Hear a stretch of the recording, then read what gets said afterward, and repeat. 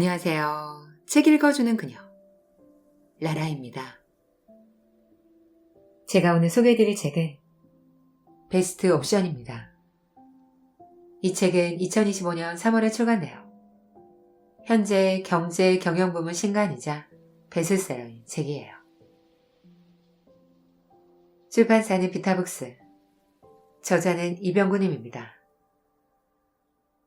이 책은 타고난 재능 하나 없던 평범한 청년이 세계적인 글로벌 기업의 대표가 되기까지 30년 비즈니스 성공 스토리를 담고 있는 책이에요. 최고를 선택하는 것이 아니라 나의 선택을 최고로 만들어라. 완벽한 사람이 되려 하지 말고 성장하는 사람이 되어야 한다. 글로벌 헬스케어 분야의 선구자이자 저자인 이병구 회장은 인생이 크고 작은 선택의 연속임을 강조합니다. 이 책은 단순한 성공담이 아닌 수많은 위기와 난관을 넘어선 과정 속에서 배우고 성장한 그의 경험을 통해 실패와 위기를 겪으면서도 흔들리지 않았던 그의 철학을 전해주고 있습니다. 600달러의 사나이, 7천만 달러의 CEO가 되다. 이 책은 가난한 어린 시절을 딛고 글로벌 기업을 일군 대한민국 기업가 이병구 회장의 놀라운 성공 스토리를 담아내어 전해줍니다.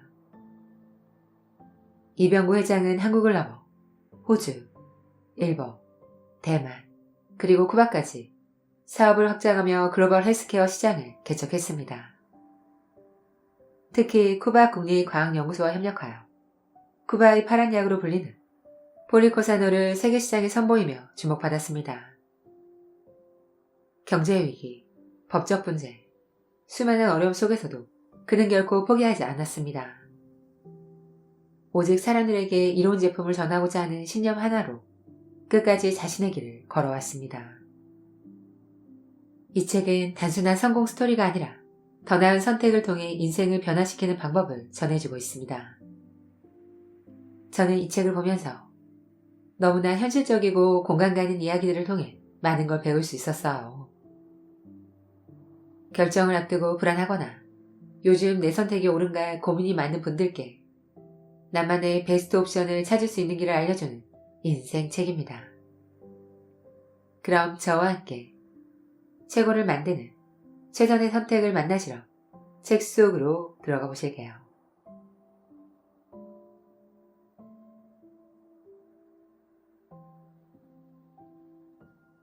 최고를 선택하는 것이 아니라 나의 선택을 최고로 만들어라. 30년 비즈니스 성공 스토리. 쿠바를 감동시킨 홀라 미스터리. 타고난 재능 하나 없던 평범한 청년이 세계적인 글로벌 기업의 대표가 되기까지. 처음부터 사업가로 태어나는 사람은 없다. 사업가는 훈련과 경험을 통해 만들어지는 존재다. 서문. 내 선택을 최고로 만들어라. 내가 절벽에서 뛰어내리겠다고 하면 여러분은 말리지 말고 나와 함께 뛰어주세요. 나는 종종 직원들에게 이렇게 말한다. 인생이 그렇듯 사업 역시 수많은 선택의 연속이다. 그리고 그 선택 하나하나가 나와 내 가족의 생존은 물론 직원들과 그들의 가족의 삶까지도 좌우할 수 있다. 그럼에도 불구하고 내가 이렇게 확신에 찬 어조로 말할 수 있는 이유는 단순하다. 내가 혹여 절벽에서 뛰어내리는 결정을 하더라도 직원들이 내 선택을 믿고 함께 해준다면 반드시 그 선택을 최선으로 나아가 최고의 결과로 만들어낼 수 있다는 확신이 있기 때문이다. 나는 지난 40년 동안 건강기능식품 회사를 운영하며 수천 번도 넘는 중요한 결정을 내려야 했다. 그 어느 하나 가볍게 선택할 수 있는 것이 없었다. 때로는 직원들에게 우유부단하다는 말을 들을 정도로 고민하고 결정을 번복하기도 했다. 하지만 그것은 단순한 망설임이 아니라 우리 회사가 가진 여러 선택지 중에서 가장 좋은 것을 찾기 위해 끊임없이 스스로에게 질문을 던지는 과정이었다. 내가 알고 있는 것보다 더 나은 지식이나 방법이 있을까? 이 선택이 사람들의 삶의 질을 높이는 데 도움이 될까? 만약 누군가가 나보다 더 나은 지식을 알려준다면 나는 누구에게든 배울 준비가 되어 있다. 그리고 내 선택이 사람들에게 더 큰 이로움을 줄 수 있다면 주저없이 결정을 바꾼다. 이유는 간단하다. 그것이 더 나은 옵션이기 때문이다. 때때로 나는 사람들이 이해하지 못하는 선택을 하기도 했다. 어떤 선택은 반드시 최고의 결정이 아니었을 수도 있다. 하지만 때로는 차선의 선택을 해야 할 순간도 온다. 중요한 것은 단순히 선택하고 끝나는 것이 아니라 그 선택을 최선으로 만들기 위해 노력하는 것이다. 나는 시간이 걸리더라도 후회가 남지 않도록 내가 한 선택이 언제나 더 나은 방향으로 향하도록 만들어 가려 했다. 선택이란 한 번 내려진다고 끝나는 것이 아니다. 더 나은 선택은 언제든 달라질 수 있다. 그리고 더 좋은 선택을 하기 위해서는 나 자신도 계속 성장해야 한다. 내 인생에서 가장 큰 선택. 호주와 쿠바 폴리코사놀이었다. 호주로 이민을 결정하고 시드니에 첫 발을 디뎠을 때 내 주머니에 있는 $600가 전부였다. 하지만 지금 나는 연매출 700억 원을 올리는 글로벌 헬스케어 기업의 대표로서 한국과 호주, 일본, 말레이시아, 싱가포르, 그리고 쿠바를 오가며 사업을 하고 있다. 호주에서 가정을 꾸리면서 가족의 행복이 내 선택의 가장 큰 기준이 되었고, 쿠바에서 폴리코사노를 만나면서 더 많은 사람들에게 건강을 선물하고 싶다는 꿈을 가지게 되었다. 인생과 사업의 중요한 기로에서 올바른 선택을 할 수 있었던 것은 나 혼자만의 힘이 아니었다. 한국에서, 호주에서, 그리고 쿠바에서 나를 도와준 사람들 덕분이었다. 나는 그들의 기대에 부응하기 위해 돈이나 명예가 아닌 더 좋은 선택을 하기 위해 노력했다. 그리고 지금도 그 선택들이 최선이었다고 믿는다. 완벽한 선택은 없다. 하지만 최선의 선택을 만들 수 있다. 처음부터 완벽한 사람은 없다. 선택도 마찬가지다. 무수히 많은 시행착오와 차선의 선택을 거듭한 끝에 비로소 최고의 선택이 만들어진다. 그러기 위해 가장 중요한 것은 일단 시작하는 것이다. 나는 처음에 아무것도 몰랐기 때문에 도전할 수 있었다. 만약 내가 아는 것이 많았다면 이리저리 재다가 오히려 시작조차 하지 못했을 것이다. 가진 것이 없었기 때문에 무모하게 뛰어들었고 그렇게 부딪히며 배우고 성장할 수 있었다. 망설여진다면 작은 시도라도 해보자. 사소한 선택이라도 직접 경험해보는 것이 중요하다. 아무것도 하지 않는 것보다 설령 틀린 판단이라도 해보는 것이 훨씬 낫다. 틀린 판단이었음을 깨닫게 되더라도 그 과정에서 배우는 것이 있다. 그리고 다음번에는 더 나은 선택을 하면 된다. 사람들은 그것을 성장이라고 부른다. 완벽한 사람이 되려 하지 말고 성장하는 사람이 되어야 한다. 많은 사람들이 내게 성공했다고 말하지만 나는 여전히 조금씩 성장하고 있다. 삶이란 완성을 이루는 것이 아니라 완성을 향해 나아가는 과정이다. 지금 이 순간 내리는 판단이 최선이라면 그것으로 충분하다. 그러한 최선의 선택들이 모이면 결국 최고의 선택이 될 것이기 때문이다. 지금부터 중졸 학력에 불과했던 내가 어떻게 최선의 선택을 최고의 결과로 만들었고 글로벌 사업에 성공할 수 있었는지 이야기해보려 한다. 이 책을 선택한 것이 당신에게 베스트 옵션이 될 수 있도록 내가 가진 모든 경험과 배움을 전하고 싶다. 2025년 3월 저자 이병구 2장 무엇이 사업가를 만드는가? 베스트 옵션. 살다 보면 정석에서 벗어난 길을 가야 할 때도 있다. 불법을 저지르란 말은 아니니 오해하지 않길 바란다. 안전하고 좀 더 확실한 길이 아니더라도 걸어야 할 때도 있다는 법이다. 그게 정석이 아님을 알고 한다면 좋겠지만 그러지 못할 때도 있다. 하지만 괜찮다. 만약 그게 자신이 생각한 최고 또는 최선의 판단이라면 밀고 나가야 한다. 실패할 수도 있다. 미래는 누구도 예측할 수 없다. 어떤 길이든 실패의 위험은 항상 있다. 그러니 순간순간 자신의 판단을 믿는 것이 중요하다. 내게는 사업을, 좀 더 쉽게 말하자면 장사를 시작한 과정이 정석에서 벗어난 길이었다. 장사는, 나아가 사업은 그 어떤 영역 못지않은 준비와 경험이 필요하다. 이런 사실을 나는 직접 겪어본 후에 알았다. 그래서 더 많은 위험과 좌절이 있었다. 조언해줄 사람조차 없었기 때문이다. 돌이켜보면 그럼에도 장사를 시작한 것은 당시에 내게는 최선의 선택이었다. 때로는 판을 바꿔야 한다. 로또와 도미는 내게 과거를 돌아보고 현재를 직시하도록, 나아가 미래를 고민하도록 만들었다. 나는 항상 성실함을 믿고 살아왔다. 덕분에 그때까지 가족이 먹고 살 수는 있었다. 그러나 언제까지 지금처럼 하루에 15에서 16시간을 일할 수 있을지 알 수 없었다. 미래는 원래 보이지 않는 길이지만 막다른 길이 뻔히 보인다면 당연히 핸들을 돌려야 한다. 조금이라도 수입을 늘릴 수 있는 다른 일을 알아봐야 할 때였다. 무턱대고 새로운 일을 시작할 게 아니라 청소일과 병행할 수 있는 일을 찾아보기로 했다. 사실 선택지는 많지 않았다. 특별한 지식이나 기술이 없어도 성실함이 빛을 발할 수 있는 일. 주말을 이용해서 할 수 있는 일이어야 했다. 우선은 주말에도 청소일을 할 만한 곳을 찾아서 좀 더 수입이 좋다는 가정집 청소도 해봤다. 주말이면 이런저런 잣돈산이를 모아서 시장에 나가 팔아보기도 했다. 가정집 청소는 제법 마음에 들었지만 때마침 둘째가 태어나면서 아내가 이를 도와주기 어려워져 혼자서 하기는 무리가 있었다. 이대로는 안 돼. 내 아이들도 나처럼 가난 때문에 꾸미고 뭐고 없이 되는 대로 살아가게 할 순 없어. 결혼하고 아이가 생기면서 이런 게 행복이구나 싶었지만 이런 행복을 더 크게, 더 오래 이어가려면 더 많은 돈이 필요하다고 느꼈다. 다시금 부자가 되고 싶다는 생각이 들었다. 그러려면 보다 적극적인 변화가 필요했다. 하던 일을 늘리거나 짜투리 시간에 용돈벌이를 하는 정도로는 만족할 수 없었다.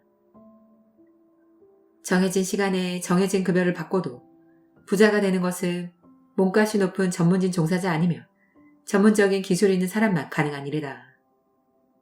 나에게는 그 무엇도 없었다. 그렇다고 내가 그 나이에 변호사나 의사가 될 수 있겠는가? 고민 끝에 내린 결론은 장사였다. 장사는 육체노동이 아니니 나이가 더 들어서도 할 수 있고 잘만 풀리면 수입도 지금과는 비교가 안 될 만큼 높을 것이다.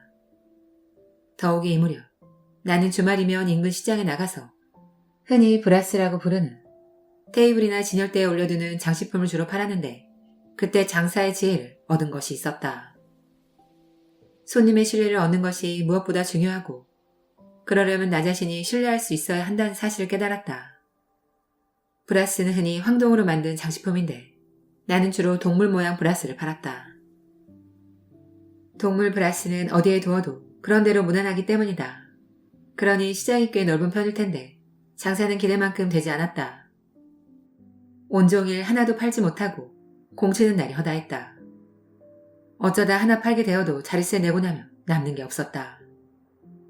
처음에는 그렇게 손님이 없다는 사실에 한탄하면서 시간을 보내기 일쑤였다. 그러다가 어느 날부터인가 손님이 없을 때면 쪼그려 앉아서 브라스를 하나하나 꼼꼼히 닦기 시작했다. 딱히 더러워져서가 아니라 할 일이 없어서 시작한 일이었다. 그런데 한참을 닦다 보면 그전까지는 평범해 보였던 브라스가 어째서인지 조금은 특별해 보이는 순간이 왔다. 꼼꼼하게 살펴보면 꽤 정교한 장식품이기도 했다. 그런 순간이 오면 브라스를 다루는 손길도 조심스러워진다.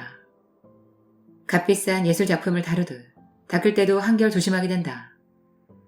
그렇게 이 브라스는 나에게 특별한 의미가 되고 그럴 때면 손님이 돈을 준다 해도 팔기 싫다는 생각까지 든다. 바로 이런 마음이 들 때면 그 브라스가 금세 팔려 나갔다. 심지어 가격을 평소보다 더 올려 얘기를 했는데도 흔쾌히 구매하겠다는 거다. 그때 나는 평생 사업을 하면서 도움이 되는 큰 지혜를 얻었다.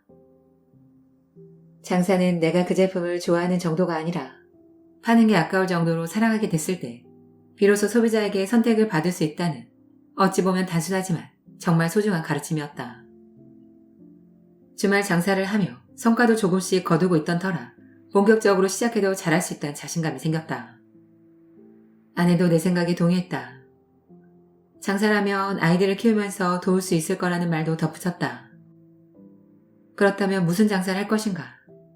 아내는 결혼 전에 영양사로 일했는데 그 지식을 살려보자고 했다. 우리가 생각할 수 있는 것은 건강기능식품 판매점이었다. 한국에 살 때는 영양제라는 게 있는 줄도 몰랐는데 호주에서는 사람들이 비타민 같은 건강기능식품을 많이 먹었다. 건강식품점을 하려면 자격증이 있어야 하는데 호주에서는 자격증이 필요하지 않았다. 즉 규제가 없었다.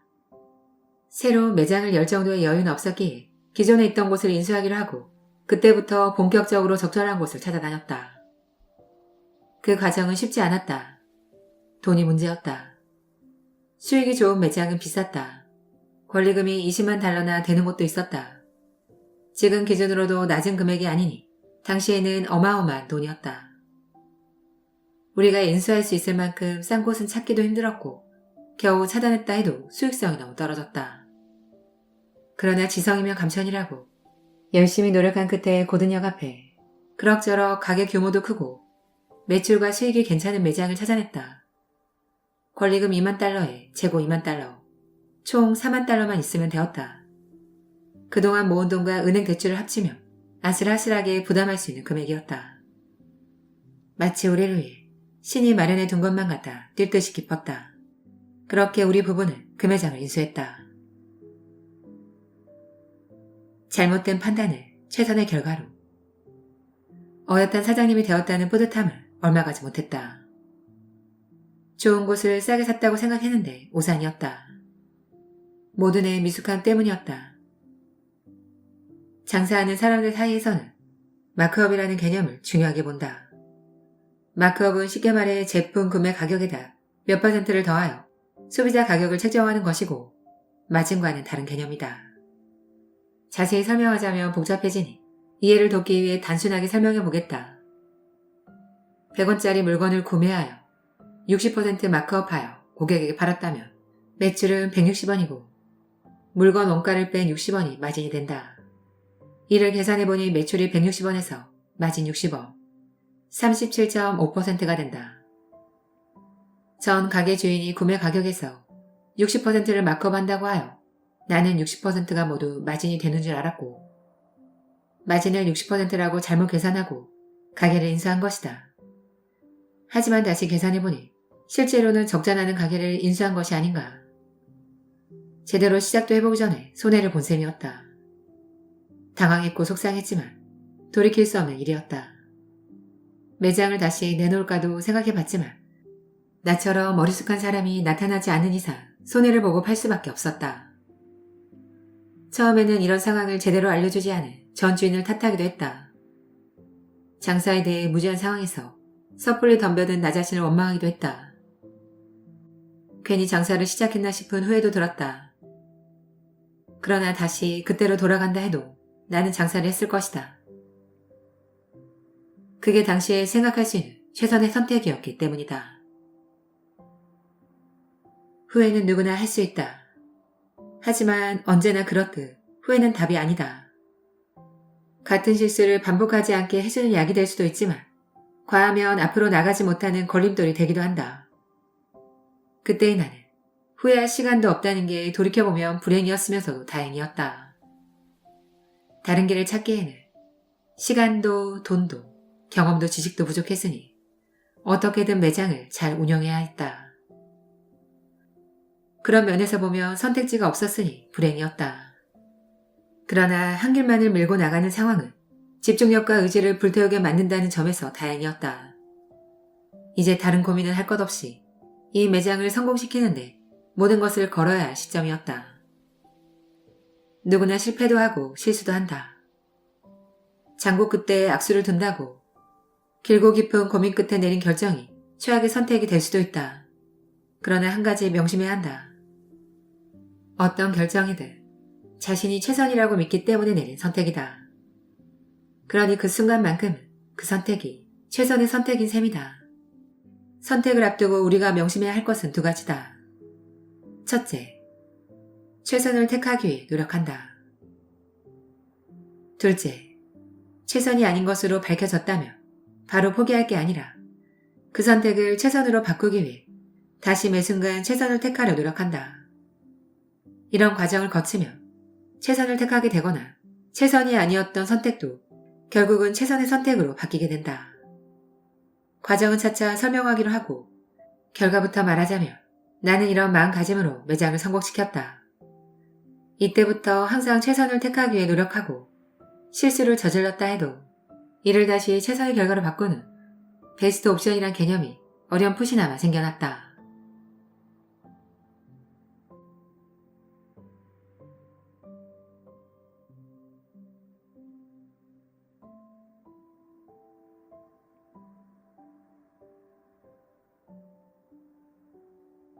지금까지 책 읽어주는 그녀 라라였습니다.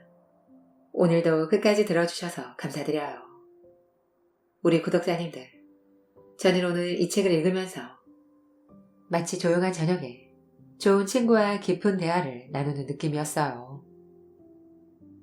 자신의 삶을 더 주체적으로 살아가고 싶은 분들께 꼭 추천드리고 싶은 책이에요.